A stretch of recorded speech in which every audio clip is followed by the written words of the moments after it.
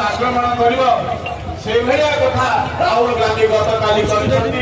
Bharatiya Janata party नेतृत्व माने सांसद माने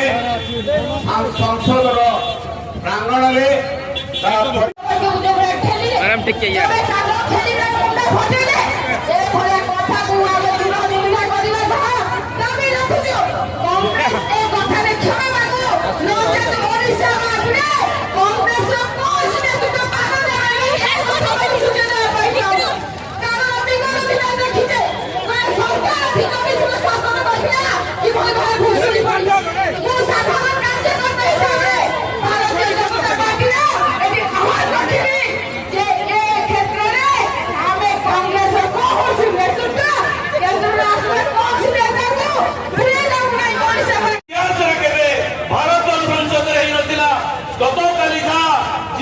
भारत प्रधानमंत्री स्वप्न देखी जीवा स्वप्न देखुची तार नेतृत्व कली आमर प्रिय सांसद मान जो भाव में आक्रमण करागला जो भाव में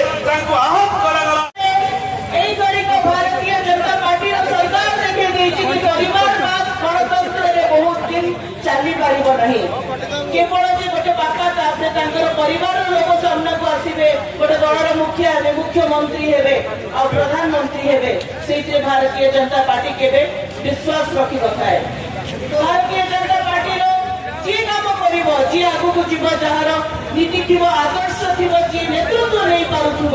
साधारण घर आसी नेतृत्व नहीं पारे।